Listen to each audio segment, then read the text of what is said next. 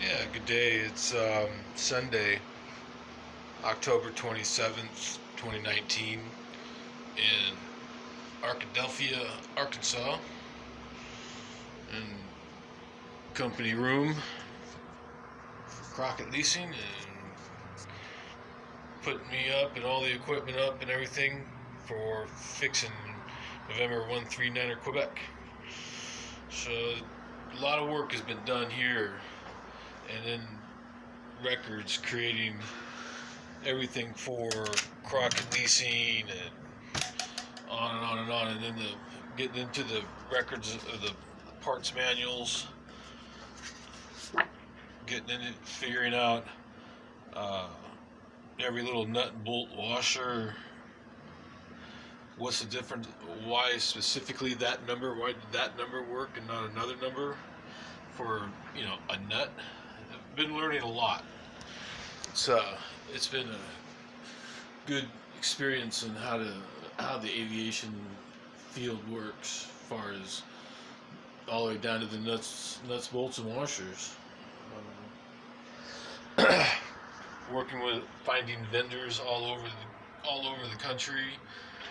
Big concentration of vendors are in Oklahoma, and Oklahoma and Kansas seem to be the two central spots for general aviation type airplanes. And all the manuals, what's a blessing right now in 2019 is the internet and the ability to download these big PDF service manuals, parts manuals, and research stuff and find stuff all over the place. eBay's been a big help.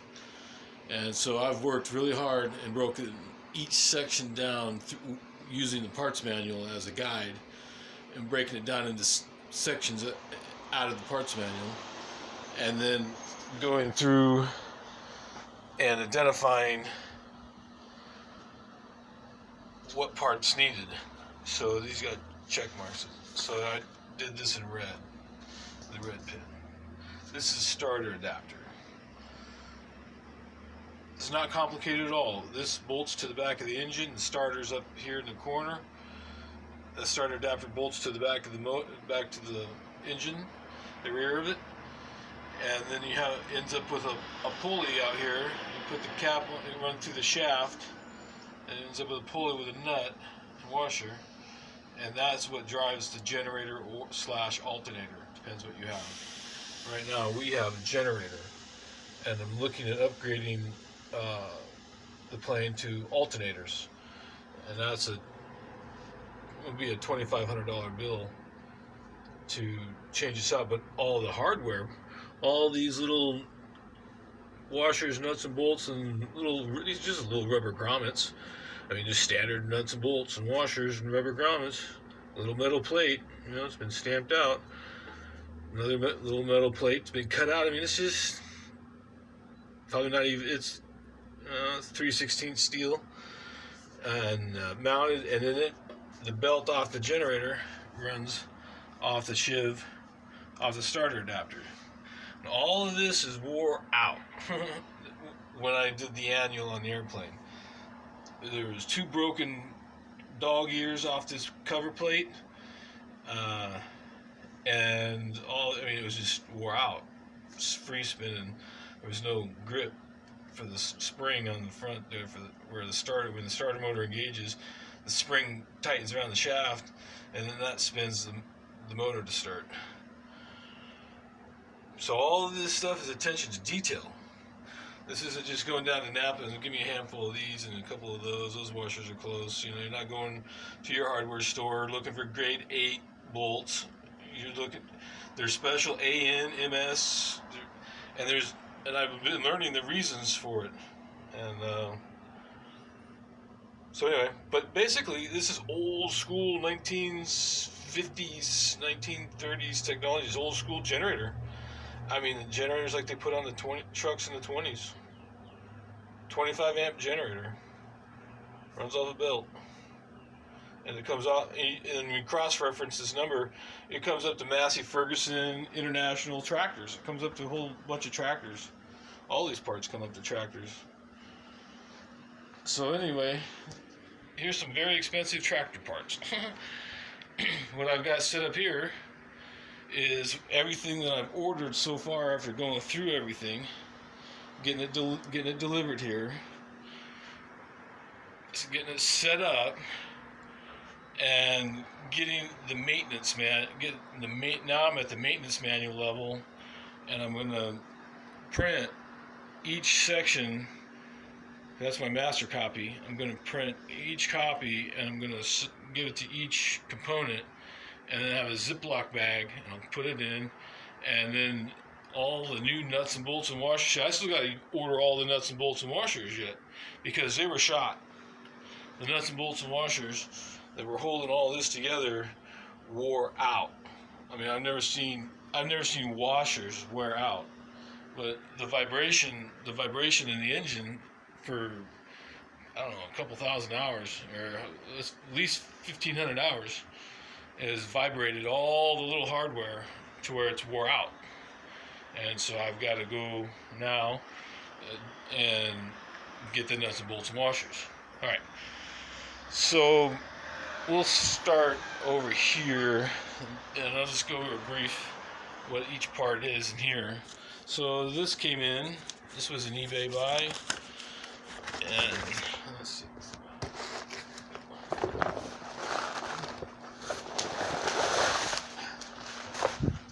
Oh, okay, sorry about that. This is an eBay buy for throttle cable and the mixture. One or the other. One's one. But this doodad here, ordered from Beechcraft, new, is about probably $3,000 in my hand. At least $1,500, because it's $1,200 for this and $1,200 for that, and all of those different pieces are on here. And what's happened on Crockett Leeson Plane is right here. Where this swedges together on the cable, and the cable runs in and out of the sheath right there, and this brings up this rod. The swedge fitting around the cable slides up and down. It goes up and down at least that much, and it shouldn't move at all. It's on its way out, so it has to be replaced. But it's simple farm tractor cable. Find it off at John Deere somewhere, probably, or something to that close to it, right? This cable here, I believe, is for the mixture. For the left, this is for the left engine, and that one's for the right engine. This is for I'm sorry, I have that backwards. This one's for the right engine, and that one's for the left. This is a mixture cable. So the mixture cable on the right engine, when you go to pull it, it's real stiff. You got to it puts a lot of torque. So got the new cable. Now I've got to go through and figure out all the little nuts and bolts and washers, so to speak, and put it all together as per the kit, and then lay it all out together of what I've currently have, nuts, bolts, and washers and everything else, and then inspect everything and see what out of that I need to replace. And so I've got the big ticket items, and now I'm to the point of laying these all out in the project. So here's the starter adapter, and the lid that comes off that a little bit. So what happened is where these bolt holes are, is where the generator arm goes to. There's one arm goes up, bolts to there, and the other lower arm bolts to here. And it had vibrated so much that it broke the ears off this plate that broke. Just this whole piece right here broke off on both ears, and worn out and shot. And I got a really good deal on eBay, hardly used. These things are $2,000 to $3,000. You get them rebuilt for $1,200. And I picked this up for $300 or $400. I mean, still, it's another tractor part. You can go down for your tractor and pay probably about, maybe $100, if that. All right. So this here is a belt. 2 belts. So standard. These are basically standard Gates belts. Been making. Napa has them on the shelf. Been there for since the 50s. It's just, I'm talking old school generator, old school starter belt. That's it. One on each engine. $67 each, I believe, or maybe it was $33 each. But Napa, the same number. This cross reference over to the Napa number is like $6. It's been around forever. $6 belt at Napa. But no, they got to be like $60-$70 because it's on an airplane, and it ain't that much difference. I can't tell any different quality workmanship of a generator belt, especially at Gates. They've always been good. Here's a starter. This is like a Chevy starter kind of thing. You can take that down and go get another starter not for an airplane, and it costs you $50-$60. Airplane starter, that's $500 and something, but I picked it up for a couple $100. It's a little old, but it's 2017 and didn't have many hours on it. So it's a lot about is what's use and the useful life that's left in all the components, because what these components represent are 3 times better than what's currently on there, and probably more, probably closer to 10 times better, because they were whipped. So here's a jewel. This is a mechanical fuel pump. Just like a mechanical fuel pump on your V8 engine, in your minivan, it's a mechanical fuel pump. No big deal. $40 at O'Reilly's, right? So here's this thing. It's probably $2,000 to $3,000 to buy it new, if you can even get it new. This thing was shot. I mean, grease, dirt, vibration, parts vibrated through. I mean, one of these parts was vibrated, soaked through, that it was about to bust off, and I would have lost my main fuel line going to the system, and I would have been pumping raw fuel into the engine compartment. But it would have shut off. The engine would have quit. So anyway, I pulled this off. This is the one that was on there, and sent this to Aircraft Associates in Oklahoma, or Aircraft Associates of Oklahoma, and within a week, the guy, I can't remember the guy's name now, he tore it all apart, sandblasted, glass beaded, put new rubber pieces, all new diaphragms, safety, and then bench tested it all, ran it through, put new, that thing was wore out. That little dog had seen its day. So this engine has a lot of these little parts that are fairly wore out. And he said, yeah, it had to go through everything. It cost $1,100 to get that tore apart, sandblasted, reassembled, painted, and tested. $1,000. It was for a pickup truck. or semi truck, it'd probably be no more than $200, maybe $250. So anyway, enough ramble. I'll set that down. So now I'm going to take the part sheet corresponds to the mechanical fuel pump section, set it down, go through my order list of everything that I need to order. It goes with the parts list, and I'll have that set up in each one of these boxes and set up so I'll have in each one of these boxes we'll have the whole processes kit, if you will, that goes together for that section, referenced via the parts manual. I didn't think we need to buy this, but it was a good deal. $150. This is the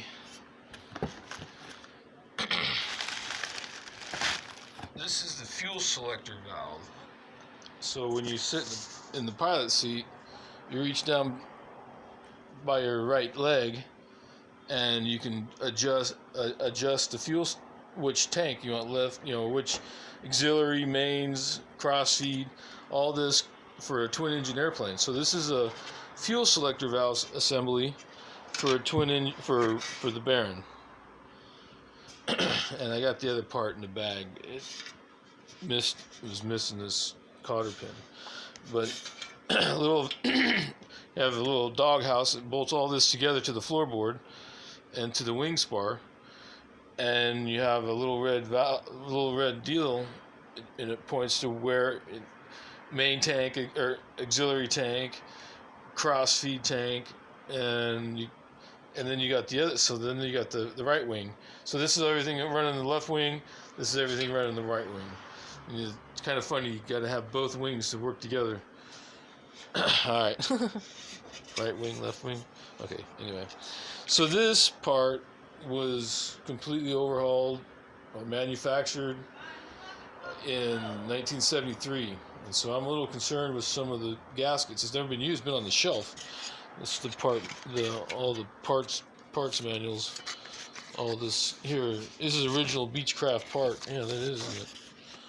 Yeah, sure is. So this is an original Beechcraft parts from the floor, where they pulled this off the shelf to put it in something, and you can see because the brake is painted, it's been worked on, and it says it's been pulled off the shelf right here.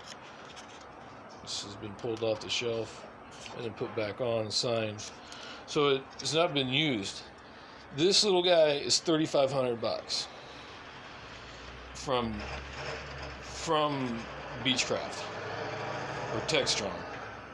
I paid $150 for it, and so I'm going to take the propeller. I'm taking the the left propeller off, and I'm going to take it and put it in. Hopefully, it fits in the station wagon, and I'm going to drive it to Oklahoma, which isn't very far from here.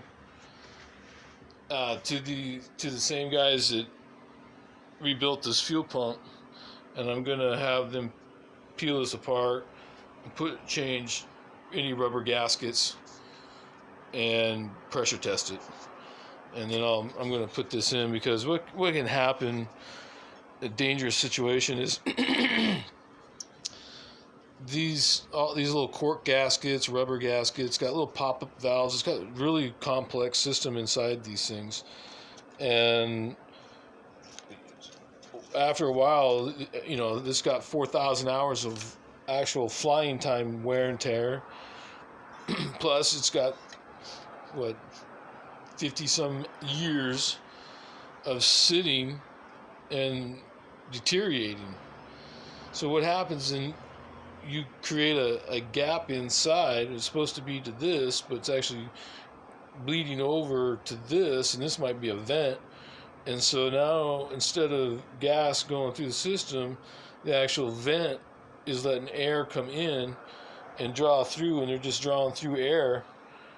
But you do a pressure test, you run the fuel pumps, everything else comes up, but it won't run.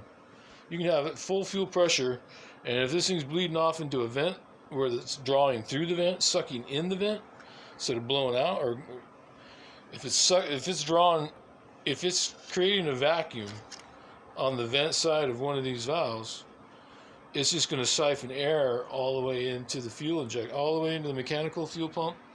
So actually, after it goes from here, so this is coming out of the tank, left tank.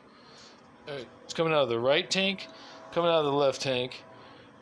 Say a hose, so to speak, is piping. It's metal, aluminum piping, and with a little bit of hose work, comes to each side, and that's how this is metered. And then it got a hose goes to each engine to feed the engine, and from here to the wheel well it goes to electric fuel pump, and then from electric fuel pump into the mechanical fuel pump. So it has double redundancy, and you don't fly with the electric fuel pump on. You only do that for priming and starting, or if it's really hot. So coming out of here through the mechanical fuel pump in the wheel well, up into the engine on the wing, and then goes, the electric pump is feeding the mechanical pump, and then you crank on it, the mechanical pump takes off, and you can shut the electric pump off, and the electric pump keeps working, or mechanical pump keeps working. If you lose mechanical pump, you can turn on the electric pump, and it has 2 stages, high and low. You can just flip it on high, and you'll be good to go as far as coming in. But if it's siphoning, if this valve system is bad, and there's some bleed over and all this, and you're losing fuel, you're not getting fuel no matter if you have a mechanical fuel pump or electric fuel pump, and have them both working brand new. If this has a siphon, those fuel pumps don't mean anything, because all they're going to be pumping is air. So that's what happened to me on the Bonanza. It was a cross between the fuel selector valve, the wobble pump, because it's on the old Bonanzas is a combination of fuel selector, left tank, right tank off, on, and a wobble pump. The Bonanza later in the years had electric fuel pump added, and it was mounted up under the dash, and trying to get the thing running after 4 or 5 different tries with starter fluid and everything else, I could smell raw fuel dripping inside in the Bonanza, and so I had to have so I've traced it out and found the mechanical fuel pump, sent me the electrical fuel pump and the wobble valve. Well, I sent them the electrical fuel pump to the same place I sent this, and I sent the fuel selector valve and wobble pump to Cruise Aviation in California. Did an excellent job in rebuilding it. So looks benign, looks simple, but this can kill you dead. We'll leave it up. So another part we've bought, set this.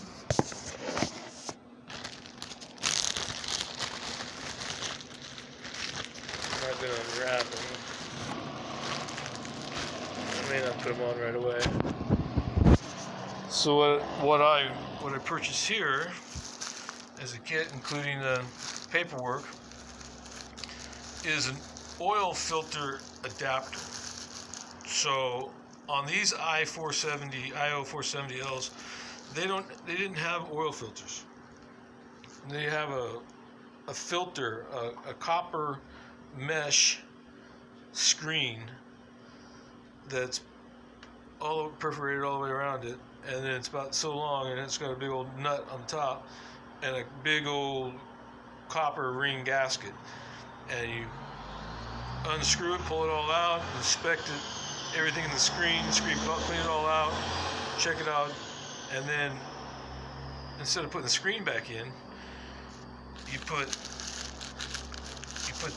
this is the nut on top right here, this little nut piece, and this is fits right in this doghouse, so it goes like this and goes down in.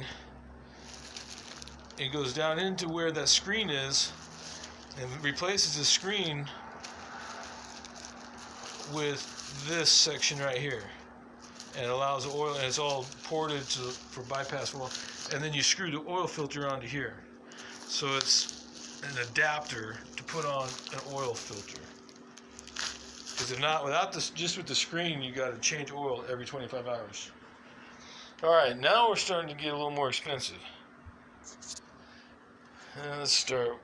So this is the Oshkosh purchase for tail feather or for the Red Baron. I haven't quite figured out exactly. I'm thinking it's going to be the Red Baron. I'm leaving tail feather for a while because it has issues. All right, so paid $2,500 at Oshkosh for the ADSB out. This is a transponder. So let's put that here. So it's TSO authorization, so it can go right into plane, not an issue. So here's our little antenna. It goes to the bottom of the airplane. It's got one already, but come new. It's all sealed up. So this is an electronic. Let's see here.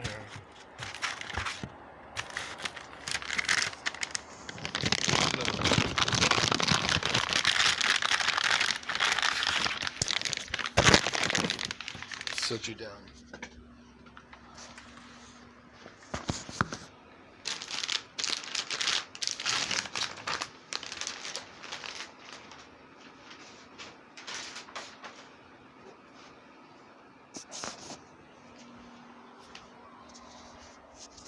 Alright, so what we have here is a Stratos. Oh, it's heavy. A Stratos ADSB out transponder. So this also has WAS GPS, or a high accuracy en route type GPS system in it. With WAS, you can even do GPS approaches, but it's just GPS out, sends out a signal, and so this also sends out your altimeter and all your squawk code. So when you're talking to air traffic control, and we're 139er Quebec, and we're at 6,000 feet level, blah blah blah. Request flight following, let's say. So then they'll come back. The FAA will come back in line and say, "All right, squawk 4256 and ident," and then you scroll through the number 4356 and then ident. Where's the ident button? Ident right there. You just click ident, and the screen that they look at the FAA tower, or underground or in a building. They'll see that. They'll see my 43256 whatever ident light up on their screen, and then they'll know who I am, what we're doing, and I can talk to them, and they'll tell me what. That's radar services. But this is what you have to have. So the ping also with ADSB pings out a signal that is a GPS signal and everything else that will correlate with the ATS system. If you have ADSB in, you can see where all the other airplanes are, and it's for collision avoidance. So this is an advanced system of the old transponders. So this is not only just the old school transponder, which it is, it's also GPS transponder as well. And in the system, with purchasing that, comes the Stratos 3XI. And I got it locked up.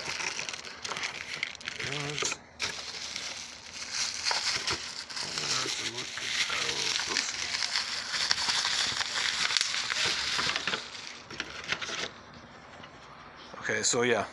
So the 3XI now, when it comes through, it's got a mount, and